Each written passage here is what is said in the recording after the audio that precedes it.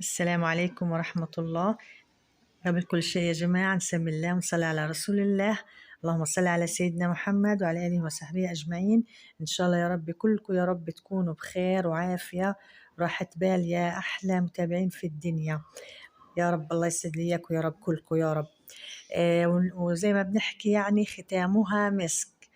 الختام مسك بإذن الله. اليوم الخميس، اليوم آخر يوم إلنا صيام بإذن الله تعالى.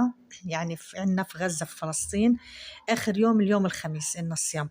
يعني بكرة الجمعة بإذن الله إن شاء الله حيكون عيد. العيد سعيد، عيد الله أكبر. كل عام إن شاء الله وأنتم بخير يا رب، وعيد سعيد علينا وعلى أمة محمد، على المسلمين أجمعين يا رب. واحكوا لي بالتعليقات، أكيد خبروني، خلينا نتعرف هيك على حبيبنا وفي الدول يعني. ومين يعني بكرة، مين الجمعة عنده عيد زينا، يعني مين الجمعة حيكون عندهم عيد، أو مين يعني حيكون عندهم السبت عيد. لأنه في ناس في دول صامت قبل، اللي هو إحنا أول ناس صمنا، وفي دول صامت بعدنا بيوم. يعني صاموا بعدنا بيوم حيكون عيدهم السبت بإذن الله. فأنتوا خبروني بالتعليقات، خلينا هيك نشوف ويعني نتعرف على بعض ونتعرف يعني هيك أجواء حلوة، يعني فاهمين كيف. فالحمد لله والشكر لله. إن شاء الله يا رب هيك يجي بهداة بال. ويعني إحنا يا جماعة لازم، صح إحنا الظروف يعني مش تمام وظروف، والحمد لله على كل حال. أحسن إن شاء الله تكون من أول يا رب. لكن مش إحنا بدنا نحكي نقعد والله ملناش نفس نعيد والله مش عارف إيش وهذا الكلام كله، لأنه حرام، هذا عيد الله أكبر. يعني لازم نعظم شعائر الله و ونفرح ونفرح أولادنا ونعمل أجواء لو بالإمكانيات البسيطة، لو أي حاجة موجودة بدنا نعمل ونفرح أولادنا وأجواءنا الحلوة المعروفة. والحمد لله على كل حال. وإحنا طبعا نعمل أحلى أجواء كنا قبل الحرب، وإن شاء الله يا رب هيك تكون أجواءنا حلوة دايما، وأجواءكم يا رب تكون كلها مليانة بالسعادة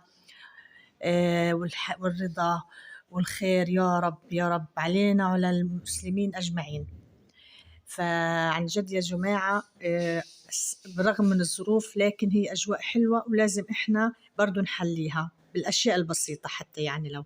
فالحمد لله. ومين يا جماعة يكتب لي في التعليقات إن بكرة بإذن الله أعملكم روتين العيد، روتيننا إيش في العيد، إيش بنعمله هيك. اللي حابب نعمل روتين في العيد بكرة أول يوم بإذن الله يكتب لي في التعليقات. فإن شاء الله إن ربنا يسهل يعني. وهنا دخلنا على الفيديو وأشوف يلا مين لسه ما حطش اللايك من إيدي الحلوة، حطوا لي لايك يا متابعين، يا أحلى متابعين، يا حبايبنا كلكم. والفيديو طبعا اللهم صل على سيدنا محمد. اليوم آخر يوم برمضان، طبعا حتحكوا لي إيش بتمشيها، حنمشيها إيش مكان الموجود، يعني بدنا نزقها، يعني بدنا نزق الأكلة زق في إيش مكان موجود. فالحمد لله شكر الله عملت الموجود عندي، تجهيزات البسيطة. وطبعا إجانا من يعني رزق من الحمد لله، توزعوا يعني أهل الخير على كل عيلة زي هيك لفات رز جاهزة بلحمة. يعني تقريبا يعني بدك تحكوا إنه لكل على كل يعني لكل لفة نفرين زي هيك، يعني هيك يعني هم حاسبينها، لأنهم اللفات صغيرة يعني، شايفين كيف صغيرة يعني هي مش فالحمد لله والشكر لله استلمنا 3 لفات عشان إحنا 7 أشخاص يعني. فالحمد لله يعني جود زيادة الحمد لله والشكر لله. يا رب الله يحفظنا ويحفظكم يا رب جميعا، يحفظ لكم أولادكم يا رب، ويهنيكم ويسعدكم يا رب في أيام العيد يا رب، والأيام كلها الجاية يا رب العالمين. وطبعا اكتبوا لنا تعليقات كتير كتير، خلي هالفيديو يرتفع. بديش أحلفكم بالله العظيم إنكم تشاهدوا الفيديو للآخر، بالله عليكم شاهدوا للآخر عشان تنحسب لي يعني مشاهدة وأنا أقدر أستفيد، إنه والله مصدر رزقي يعني الفيديو، القناة هي مصدر رزقي يعني من يعني الحمد لله على كل حال. وهنا اللهم صل على سيدنا محمد. يعني اللفات كانوا جايين بدري شوية، فأنا بحب بدي أسخنهم. يعني الصراحة بحب أنا الأكل يكون سخن، نار بيغلي نازل من النار على السفرة على طول. خلص أنا درتهم كلهم زي ما هم هيك في الطنجرة، وكلهم حسخنهم على نار هادية على البخار، ولا إشي حط عليهم لا مية ولا إشي. على البخار بيطلعوا ما أحلاهم ما شاء الله، عشان الرز يضلوا مفلفل حلو. وهنا أنا كنت طبعا الرز كنت حطاه آخر إشي أسخنه، جهزته على جنب. وكنت طبعا حضرت زي ما شفتوا ببداية الفيديو، أول إشي بداية النهار بدهم قطايف طبعا عشان يختموها بالحلاوة والحاجات الحلوة، واللي ختموها مسك زي ما حكيت لكم. جابوا لي قطايف وعملت لهم إياه. طبعا الحشوة المفضلة عنا كلنا اللي هو زي ما شفتوا أنا حشيت قشطة بالجوز الهند.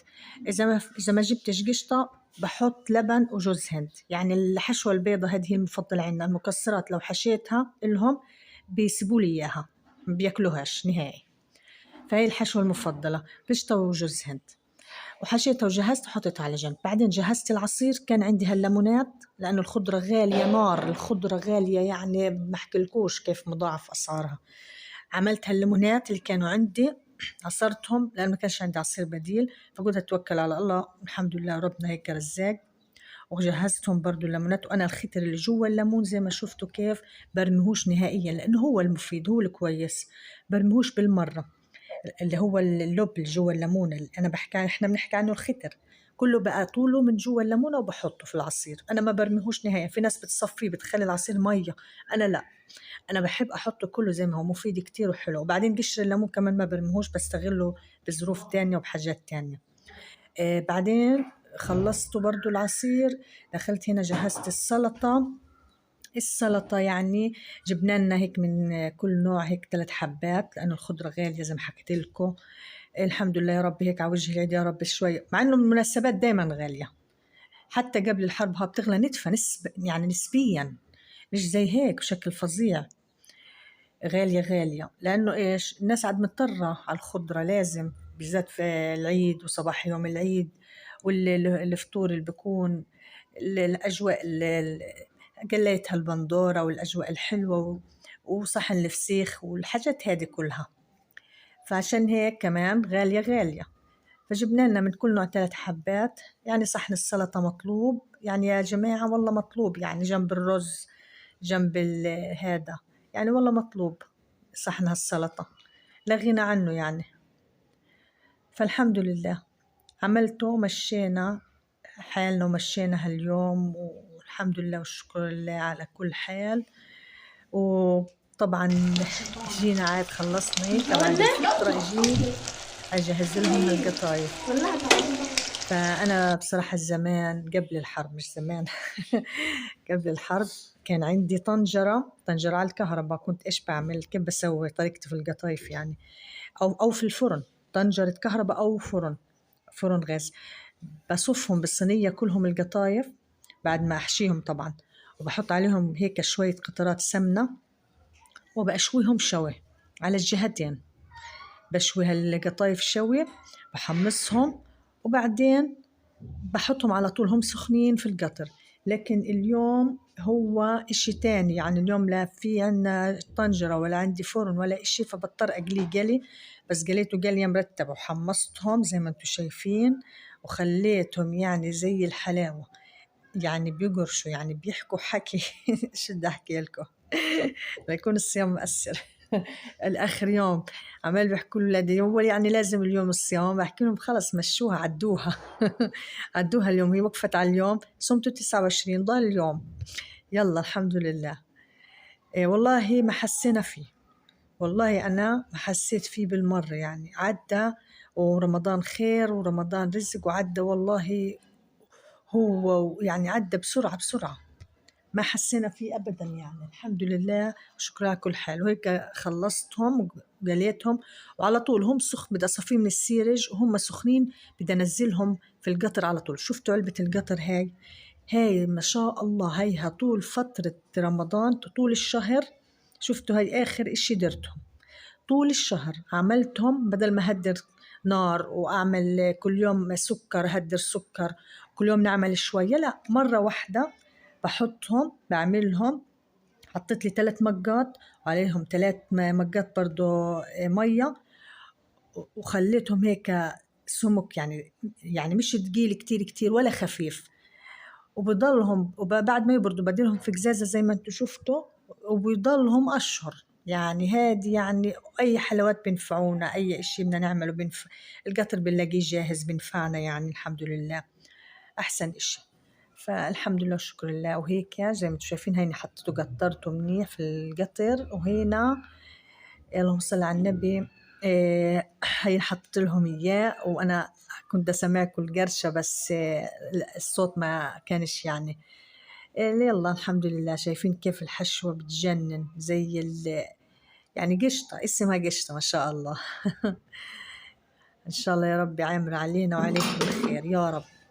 شفتوا هاي سفرتنا صارت هيك جاهزة.